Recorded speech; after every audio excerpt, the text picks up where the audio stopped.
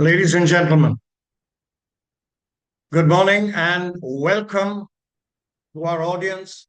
And this welcome comes to you from Ras Al Khaimah in the UAE. This is our final webinar for the DiaBeat Challenge, our final webinar for the DiaBeat Challenge. And our topic is diabetes and renal disease. And with a good reason, we've selected this as our closing topic. 10% of global deaths are due to renal problems. And 1 out of 3 diabetics will probably result in diabetic nephropathy.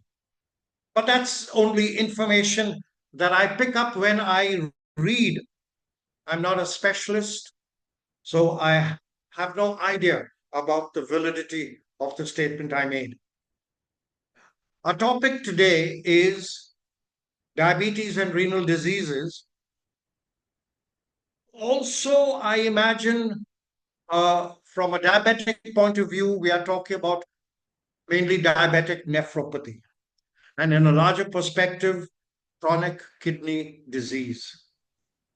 Now, from a layman's perspective, we know that sugar tends to damage the blood vessels in the body and including in the kidney, restricting kidney function. Now, kidney, as we know, removes waste fluid from the body. It's the body's filtering system and removes large amounts of toxins at all. A chronic kidney disease results in a fluid balance. And if you were to look at an end stage or an extreme situation, I would imagine that dialysis and transplant come to mind. But, ladies and gentlemen, that is fundamental knowledge. The specialist in this subject is our very own specialist in nephrology from the RAK hospitals, Dr. Ajinkya Shivaji Patil. Now, Dr. Patil has completed his MBBS in 2008, and he did his DNB in both internal medicine and in nephrology. I see, and you will see on your screen, that his expertise is exactly our subject, chronic kidney disease and its complications. He also has acute kidney injury, critical care nephrology, dialysis initiation and maintenance, renal transplant, donor management. And of course, I notice therapies for poisoning and drug overdose also. He has over 2,000 interventional procedures in the area of kidney disease, including temporary and tunneled catheter insertions. But, what is interesting and what is relevant to us is that Doc Shivaji has a deep interest in preventive kidney health. And we would be delighted to listen to what Dr. Ajinkya Shivaji Patil has to say. Dr. Patil, over to you, sir.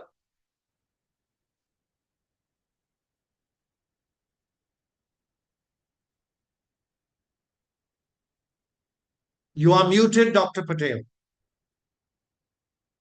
You just have to unmute. Yes. Yes. I'm sorry for that. No trouble, sir. No trouble at all. Thank you for such generous introduction, Professor Kennedy. And so moving on to the topic right away. So today we'll be discussing the effects of diabetes mellitus on renal health. Renal here is mentioned in terms of kidneys as we speak. So to get a brief overview, one moment. Hello.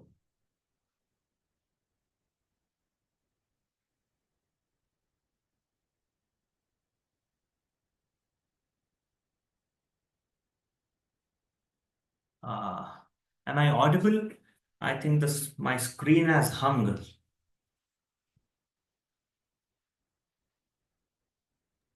You are audible, doctor. Now, Now am I audible? Okay.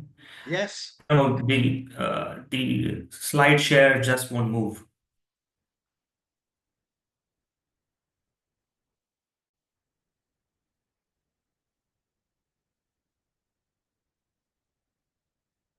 Right. So here we are. So let's take a stock of the situation here. Okay. So this is the data from the International Diabetes Federation with regards to UAE, which is our which which is our target audience here.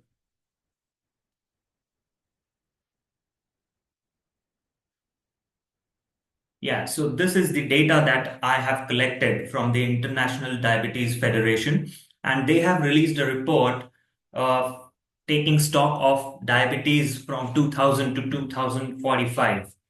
So currently, as we speak, the diabetic population in the UAE is an astounding 16.3% as compared to the worldwide average of 9.3. So currently, I believe the total population of UAE stands at around 11 million. Of those 11 million, 1.7 million and over people are affected from diabetes. And by diabetes, I mean type 1 and type 2 here both. And this number is even higher in the Northern Emirates, which is 25%. In Dubai, it is 15%. And among expats, it is 19%. So the native population as well as the expats are affected significantly with diabetes. But the problem is much, much bigger than these numbers. Why has this problem escalated to such heights? This is because there is an unawareness among the population regarding the real health issues that are going on. So the recent figures from Dubai Health Survey 2017 revealed that around over 10% of the population was unaware of their diabetic conditions, and they only get aware or they only get knowledgeable of this condition while they go for a checkup for some other issue to the doctor, and the doctor, with a due suspicion, checks their blood sugar, their HbA1c, and other blood and urine tests and finds out that, oh, you have diabetes. Until then, the damage has already started, and maybe it has given it has given rise to many more complications. So why? So I hope that everyone by now knows that diabetes is majority of the times when we speak of diabetes, we say in terms of type 1 or type 2. So type 1, as most of us might be knowing, is the inherent deficiency of insulin in our body due to the autoimmune cells destructing the islet cells of Langerhans in the pancreas. And type 2 is basically due to insulin resistance. Yeah. So why diabetes is such a danger is because of, see, diabetes is not a localized disease. It's a systemic disease, is what we should understand fundamentally. Blood sugars, when they're high in your body, they are going to affect each and every organ and cell in your body. And the real danger, look at the real danger of diabetes here. The number one complication that it causes is nephropathy.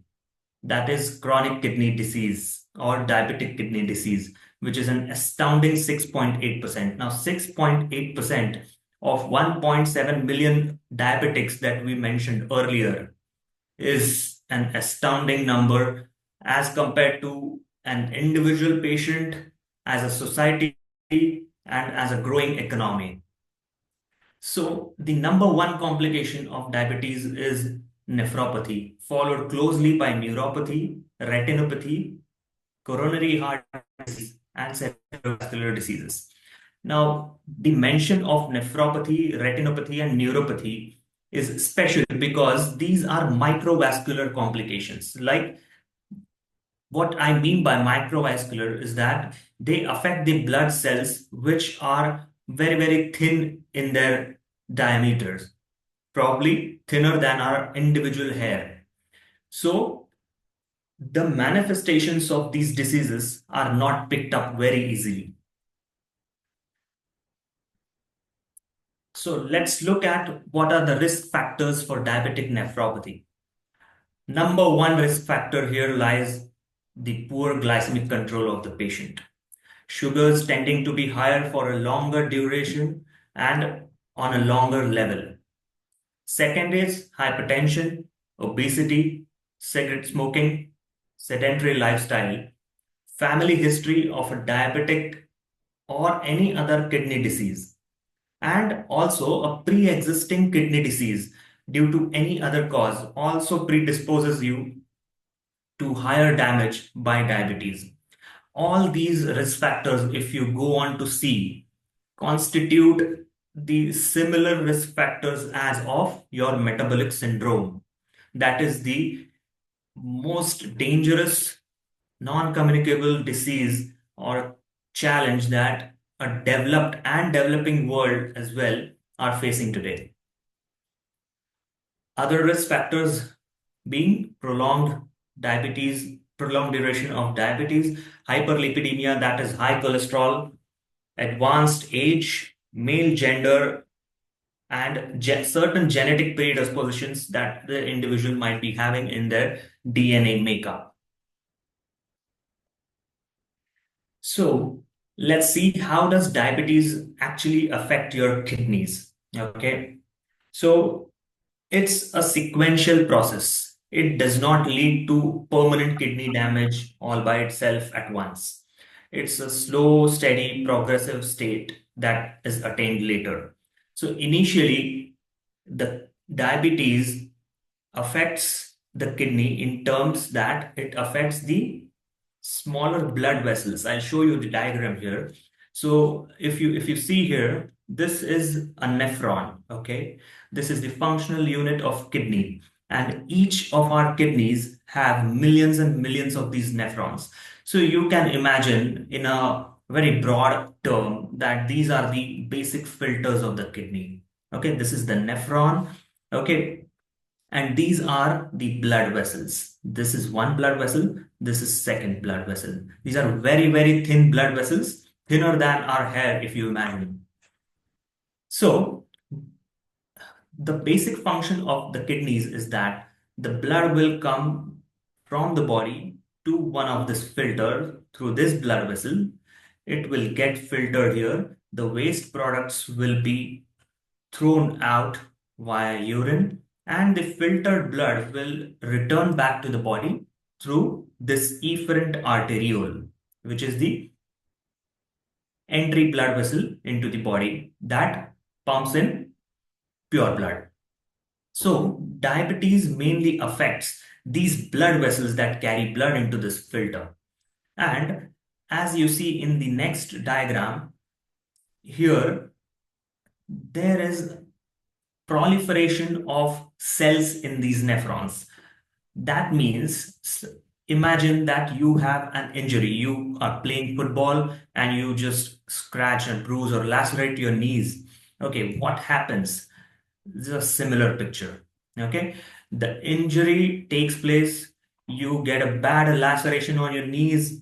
Okay, blood is running out and soft tissues come up a couple of days later. It becomes pink, and then there is a scab, and then after all, there is an ugly scar. So exact same things happen in the kidneys as well. The end result, that is a very, very poor prognostic result that we get, is a bad scar in a nephron. That means the nephron has been damaged completely. So initially it affects the arterioles and causes the protein to leak out of the arterioles. And end stage renal disease is the final outcome, that the scar that we spoke about. Apart from diabetic nephropathy, there are certain small chunks of diseases that diabetes might cause in our bodies. The most important of these, apart from nephropathy, is recurrent urinary tract infections because of high glycemic index in our bodies. Pyelonephritis, that is the infection of the kidneys, which is a very, very dangerous situation to deal with. Nerve damage, that is the neuropathy, which affects the urinary bladder in emptying the urine outside the body. And renovascular hypertension, which is a separate entity, which is a byproduct of diabetes and atherosclerotic conditions in our body. So apart from nephropathy, we do have renal manifestations that are these, although these account for a smaller chunk of the illness of diabetes and linked to diabetes and renal health, but they do exist in a significant amount for us to, talk about them and really screen them regularly. So let's see what are the stages as we discussed. Initially, the diabetes, the high blood sugar will attack the blood vessels of the nephron and cause hyperfiltration injury. Okay. And the first two stages are really silent and it might not be very evident that diabetes has really affected the kidneys. When you start screening, okay, in the incipient or the overt nephropathy stage, then you start realizing, oh, okay, so you screen by checking the urine and GFR, and you see, oh, so initially there was no protein in your urine, and now after maybe a couple of years of diabetes or a 6 month old diabetes, which has been poorly controlled, the patient is having proteins in the urine. So that means the diabetes has attacked the kidneys and it has led to a proteinuric diabetic disease. And these stages are mainly proteinuric, and the last stage being ESRD, wherein we discussed about the scarring of the nephrons, wherein the filtration of the kidneys is severely hampered. So here we can see the natural history of diabetic nephropathy, right from the start of diabetes, the duration of diabetes, and the start of diabetic nephropathy. So as you can see this black line below will give you an idea of duration of diabetic years. Okay.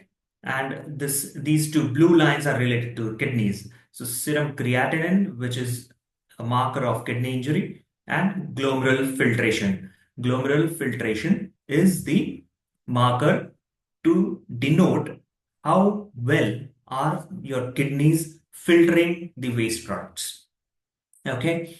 So as we can see, initially the stage is very incipient.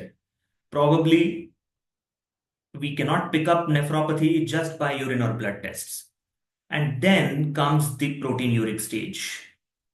This after 5 years, around 5 years to around maybe 10 years, depending on the control, obviously. Okay, just ignore the values of the proteins here. Okay, we will talk about it sometime later. Yeah. So coming to the natural history, so this is the proteinuric illness of the kidneys due to diabetes. And until here, serum creatinine will be normal. Okay, just look at the blue line. Okay, okay.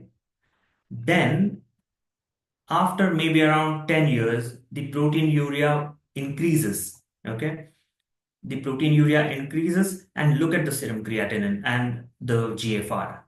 It rapidly spikes up and GFR rapidly spikes down. Okay, so that's the danger of this disease. That it is a what we call a villain under the rug. Okay, the dagger is just under the rug and it comes out all of a sudden and you have no time for reaction. And that is why screening for this illness is so important. So coming to the symptoms, why diabetic nephropathy is diagnosed at a late stage? Because there are actually no symptoms for the early part of the disease. And here is where community outreach, creating awareness among the general public is so very important, so that they get themselves tested and get an expert opinion for that. So initially, really, there are no symptoms. And so how do we start screening for diabetic nephropathy?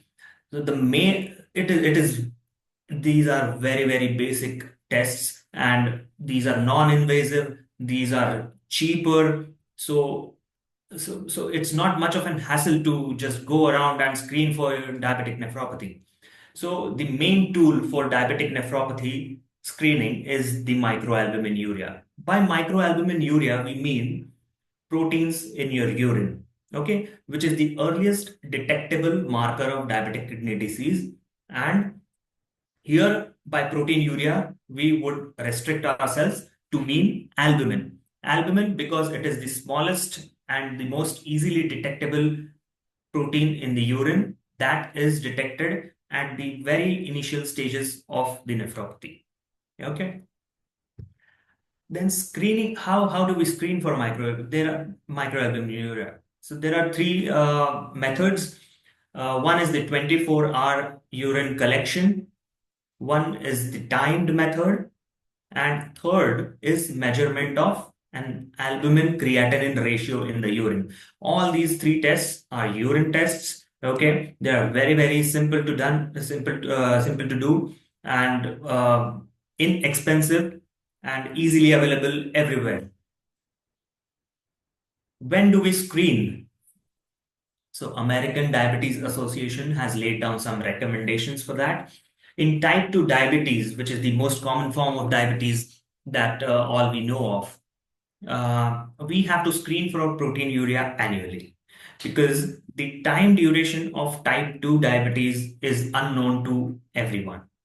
It is detected incidentally or upon complications, and that is why we have to screen for proteinuria in type 2 annually. Okay, and more frequently if we detect it annually. Okay. For type 1, for type 1 diabetes, if you have diabetes for more than 5 years in type 1, then you should start checking your urine for proteins annually. Okay. And along with that, check your EGFR as well. So it's a blood test that uses creatinine, and it is a calculated formula. We'll come to that later. Yeah. So in screening, you have to understand that you have to screen your urine and EGFR. Okay. These are the two points that you have to keep in mind. Another point is that proteinuria varies over time. It might increase, it might decrease, and therefore two or more samples are required for confirmation. And these can be collected within a period of 3 to 6 months from the first sample. And both of these samples should be positive for albumin excretion or protein excretion to make a diagnosis of proteinuric nephropathy. Coming to the early signs and symptoms of diabetic nephropathy. So a majority part of the early disease is asymptomatic really. And later on, they start developing symptoms. So symptoms are symptoms are related to what the patient experiences or informs the doctor about. And signs is what the doctor notices in the patient. Okay. So what will the patient notice?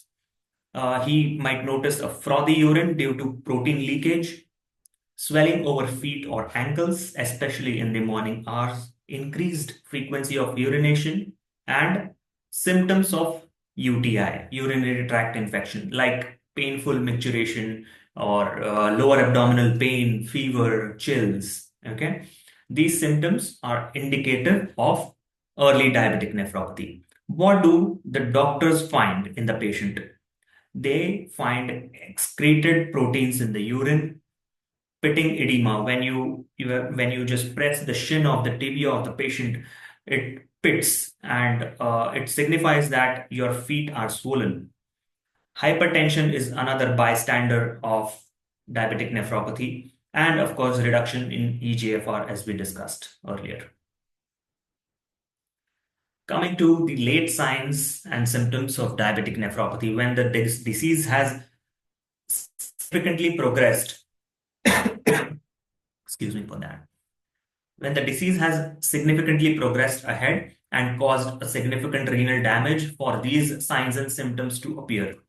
So, symptoms that we should be watchful of are nausea, vomiting, and loss of appetite, excessive fatigue, feeling weak. By this, we mean that you feel tired while doing a particular activity that initially or in the early part of your life you were being able to do it without any more fatigue. Okay, that means you are getting tired earlier doing the same activity. Another is reduced urine output. Excessive itching is another symptom. Muscle cramps, especially in the legs. Excessive sleepiness, and here sleepiness is extended to the daytime as well. Irrelevant talk, convulsions, or seizures. Okay, so these are the symptoms that the patient might experience in the late stages of the nephropathy. Coming to the signs, of course, the renal function tests and the urine tests are the basic tests that will signify a significant diabetic nephropathy. So, in blood test, you will see your blood urea being high and creatinine being high. So, urea and creatinine are two waste products that are measured as a marker of kidney damage. Urea and creatinine, it's not that only urea and creatinine are the only waste products. Our body has hundreds of waste products, but it is not possible or feasible to check each and every waste product. So urea and creatinine are basically the representatives of all the waste products that are generated in our body, and they can be easily checked. Okay, it needs just a blood sample. Okay, so that is why urea and creatinine are really the representative. Okay, then high potassium levels in the blood, anemia. By anemia we mean low hemoglobin here. Scratch marks on the body due to incessant itching. Now, this itching is due to the accumulation of waste products that irritates your nerve endings in the skin, and mind you, this itching can significantly derail your quality of life, and it is a very serious symptom that we see in late part of the disease. Tremors in your hands, fluid overload, and severe hypertension. Fluid overload and severe hypertension go hand in hand. With fluid overload, the patient might experience breathlessness, chest heaviness, again swelling over feet. And severe hypertension is a bystander of diabetic nephropathy. It is a component of your metabolic syndrome. Then it is a byproduct of fluid overload. So it's a really constellation of everything. Now, how do I diagnose diabetic nephropathy? We saw screening. This is the diagnosis. To diagnose, again, we need a blood sample and a urine sample. Your urine sample will check the protein loss. It will check if you have protein loss, and if you have, how much protein are you losing? Okay. That will be checked by your urine sample. By your blood sample, we will check your urea and creatinine. And from creatinine, there will be a filtration formula that will calculate how good your kidneys are functioning currently. Okay, so EGFR is that formula. EGFR is a mathematical calculation. Okay, it is based on your creatinine. So this is an overview of diabetic evaluation of kidney disease. So as we saw, 24-hour urine collection and creatinine.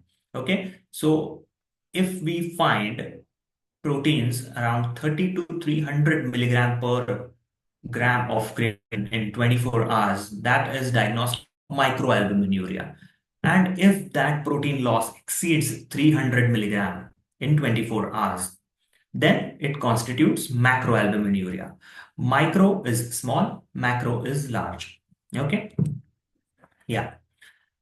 So the another test that we spoke about was spot urine collection, which shows us the ratio of albumin to creatinine. This doesn't require a 24-hour urine collection, and it is equally diagnostic as compared to your 24-hour urine collection.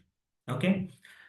Kidney biopsy that this chart mentions, we'll come to that in the next slide, is the most definitive test, but it is not routinely indicated as it is an invasive test, uh, and it doesn't add to your information in many of the cases. Yes, in certain cases, it might be wise to go for a kidney biopsy. So in kidney biopsy, we just take a small tissue of your kidneys and just check it through the microscope, what the lesions are, what the problem is with the kidneys. So majority of the cases don't need kidney biopsy, but yes, in few cases it does have relevance. Majority of the times to rule out that this kidney lesion is because of diabetes and not any other disease. That is where the that is where kidney biopsy is instrumental in telling us.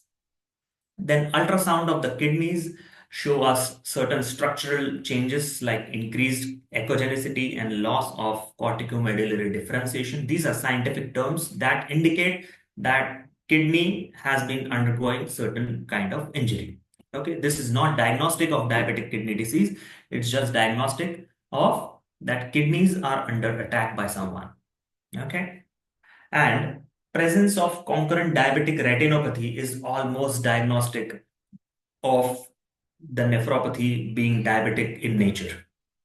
So it is a good idea if you're losing protein and if you have retinopathy, you have nephropathy, the chances of having diabetic nephropathy are more than 90% if you have a concurrent diabetic retinopathy. It is that specific. So now that we have diagnosed, how do we treat diabetic nephropathy? Number one, that is the most difficult part to follow, is lifestyle modifications.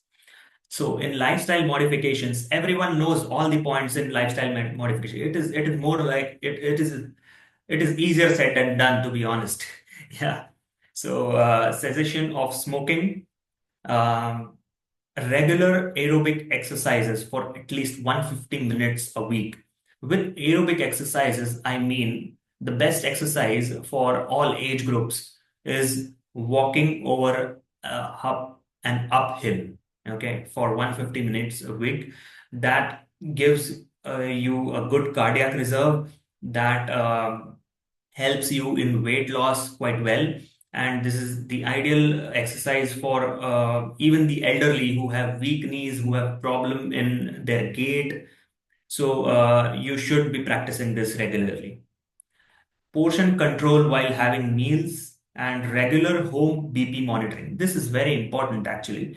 We underscore the importance of home BP monitoring, but I feel, and even many studies have shown, that home BP monitoring is most representative of the ideal blood pressure of the patient.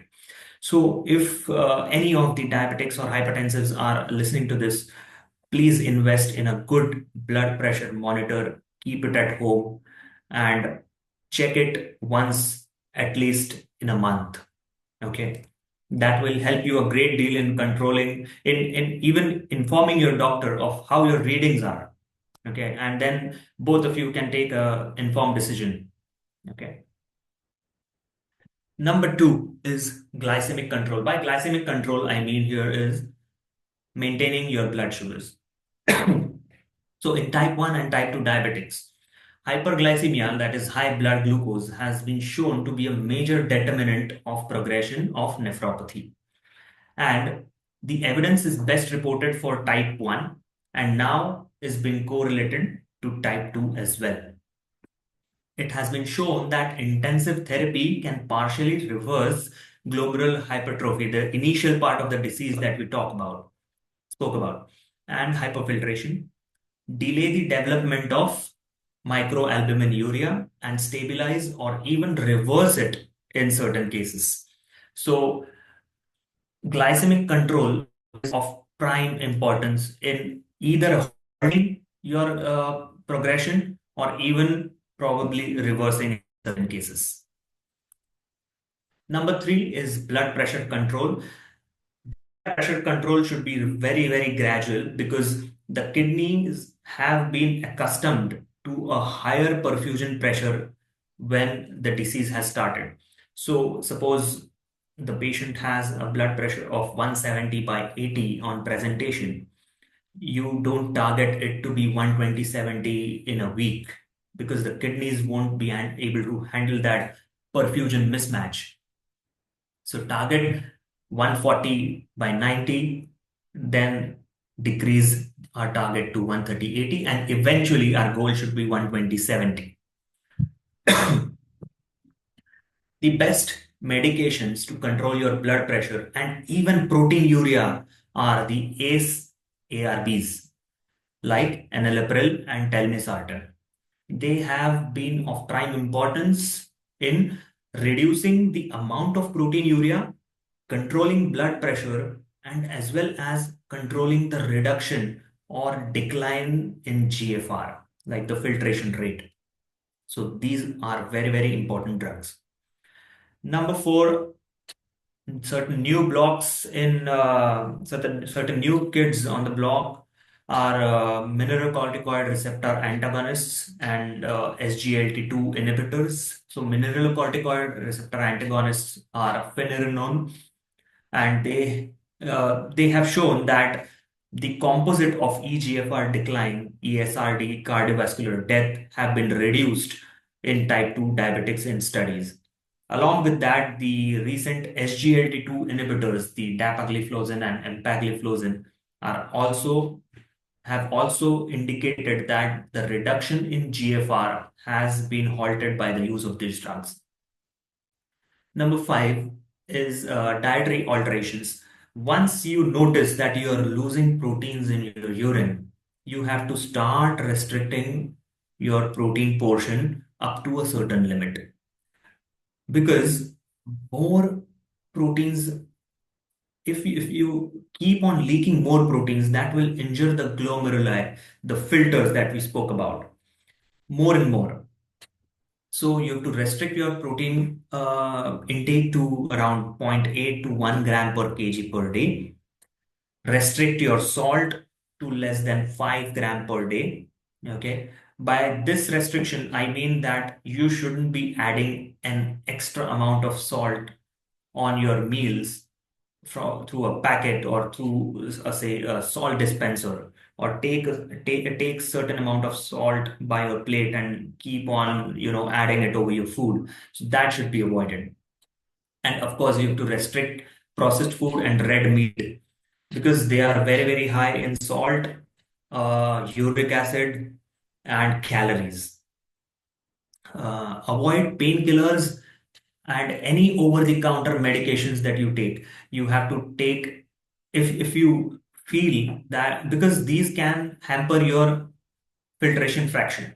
The eGFR declines if there is a concurrent diabetic nephropathy and you are taking a painkiller. So the GFR declines and it might worsen the kidney injury. Okay. Also, special mention of avoiding alternative medications completely. Okay. Unless and until you believe that they are coming from an authentic source.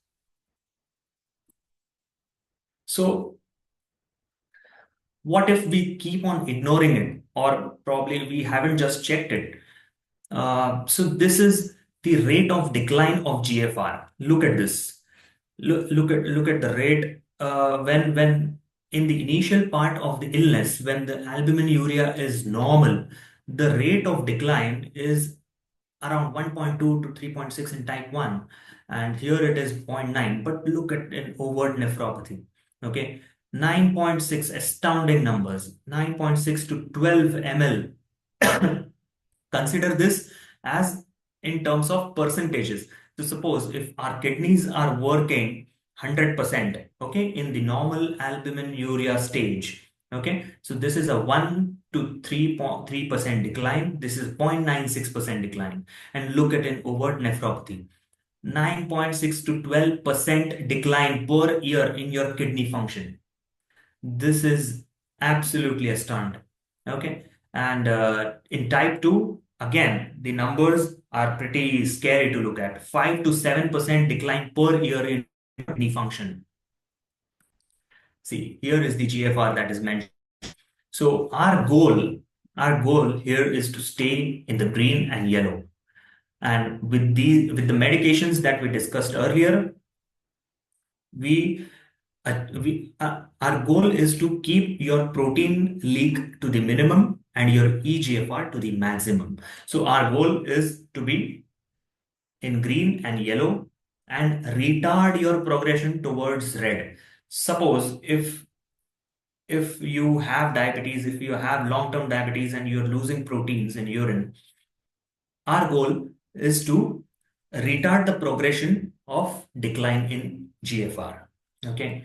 So for suppose if without any medications you would have progressed from green to red in 5 years, my goal as a nephrologist will be that with medications I will retard this progression from green to red from 5 to 15 years. Imagine 10 years of extra uncomplicated life. That is just phenomenal with these drugs. Okay, so that is our goal. So these are certain complications if we keep ignoring this deadly disease.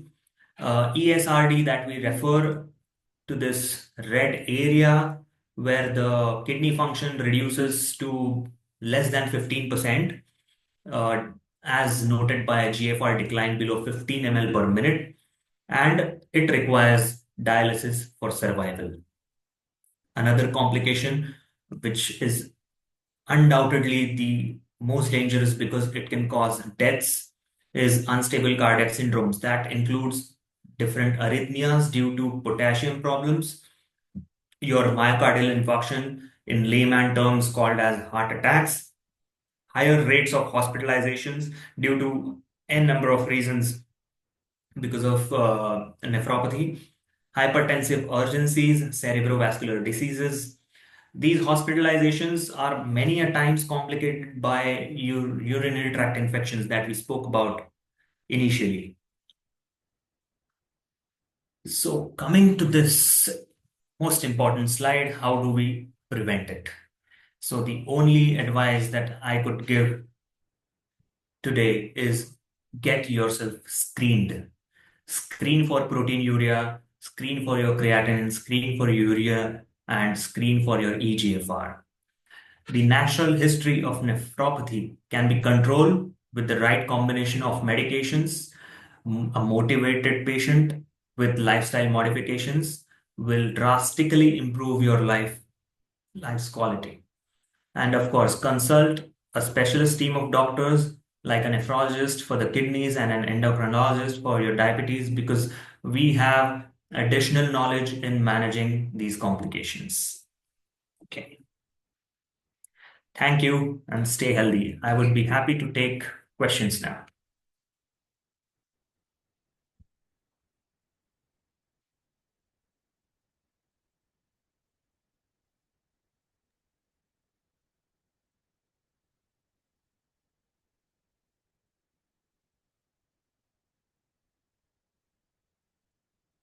Sure.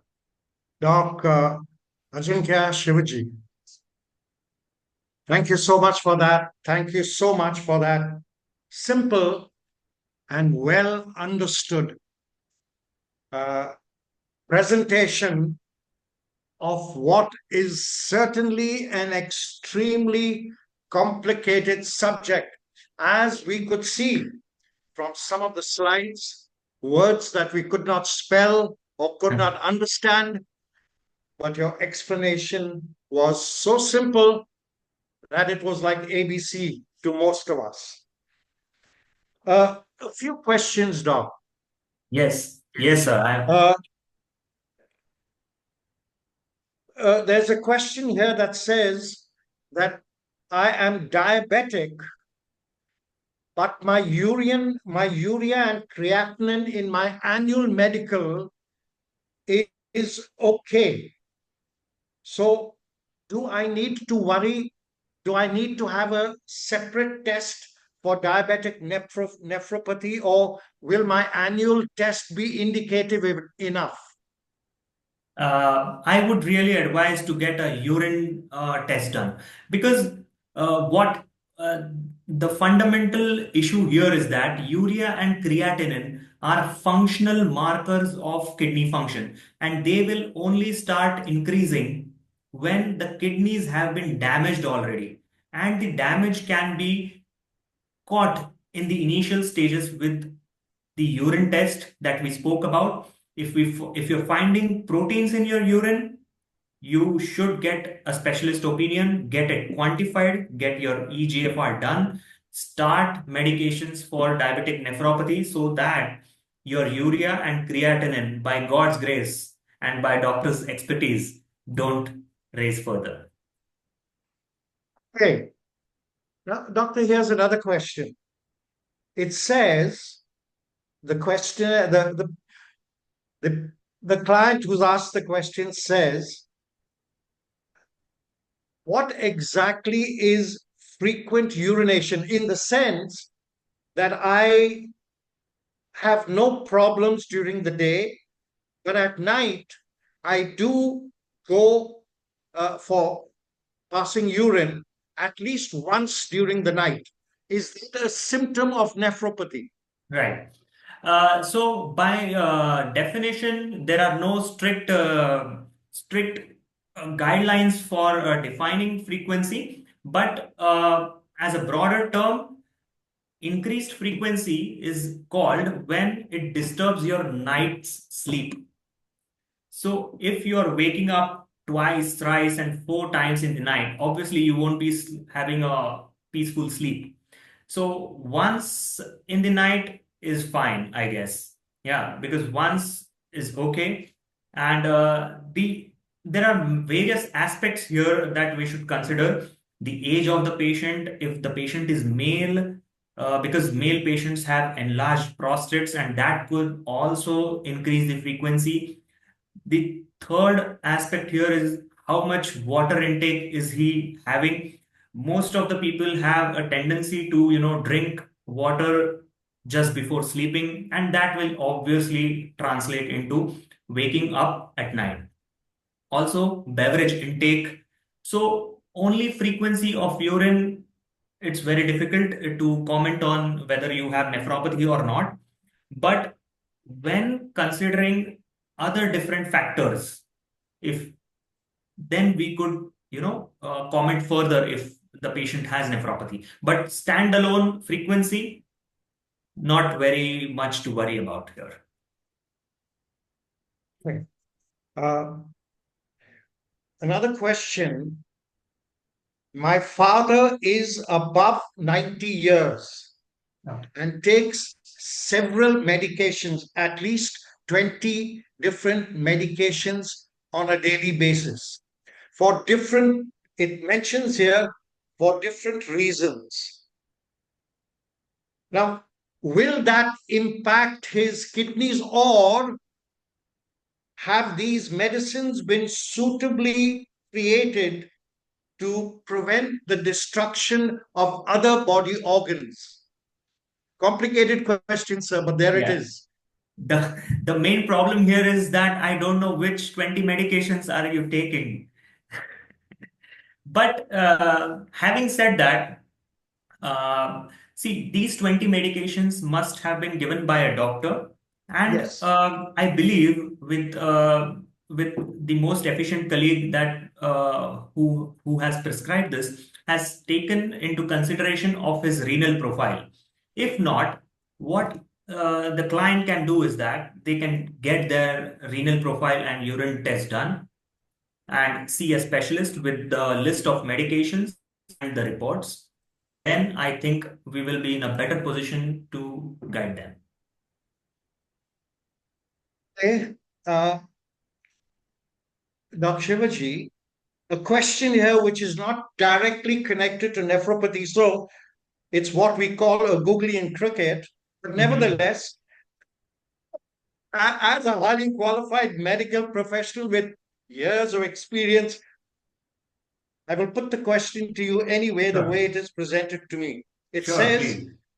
it says, I am diabetic. I have no, I have no kidney related problems. I am 60 years old. I have no kidney related problems. Uh, but I do fall asleep quite often during the day. Even it mentions, even while I am just sitting and watching my TV. What could my sleepiness be due to? It says that I sleep 7 hours. Okay. Okay. So I believe the 7 hours is in the night. One. Yeah. Okay. Considering that, so I believe what might be contributing to this, if the patient is overweight, then they suffer from something called as obstructive sleep apnea. This obstructive sleep apnea will hamper your night's sleep significantly, and that translates into your daytime sleepiness. This is a very, very common problem found in obese patients. Secondly, if you're having certain medications for your diabetes that might lower your sodium levels, that might also cause certain amount of drowsiness as well as sleepiness in the day. So, certain medications like if the patient is taking SGLT2 inhibitors that cause excessive fluid loss through urine and sodium loss, or if the patient is on diuretics for hypertension, that causes sodium to be lost in the urine. In those conditions, patient might suffer from increased drowsiness in the day. Another factor, I guess, if you're a diabetic, if you're taking any medication for neuropathy, that might also add on to your sleep problems in the day. So, I guess a bit more history would help us more, probably. But if you have any of these three, then you can consult your doctor and get a solution out of it. Dr. Patel, if you were to look at the, I'm not suggesting you do that now, but if you were to look at the, I don't know what it's called, it's the questions that one asks on the side of your screen, you will find a word over there that says, or a sentence that says, Dr. Patel is amazing.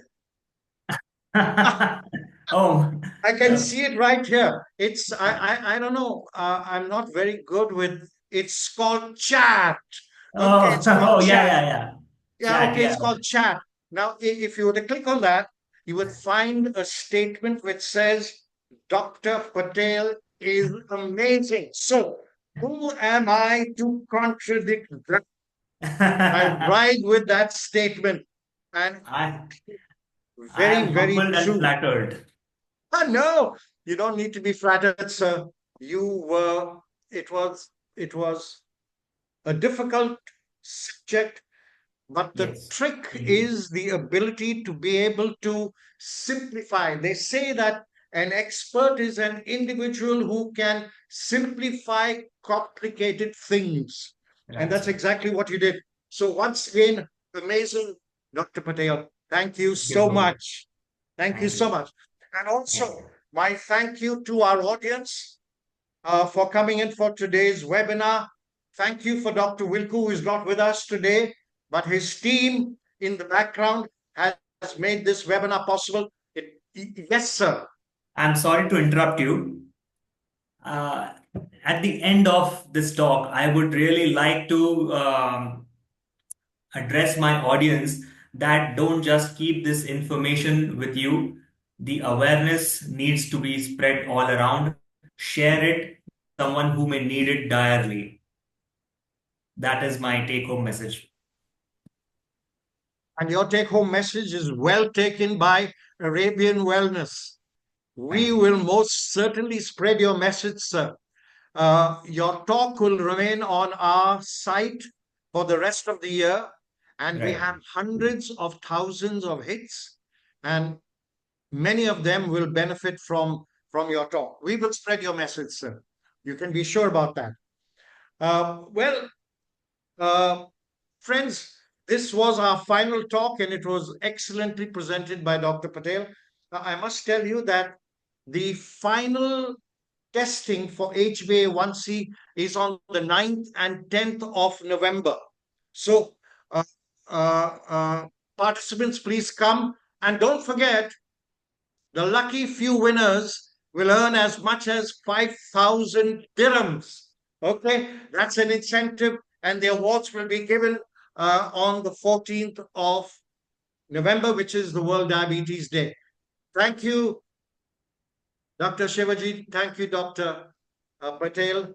And my audience, thank you so much and good day. And we'll see all of you on the 9th and 10th when you do your final HbA1c testing. Thank you Thank and you. good day. Thank you and good day.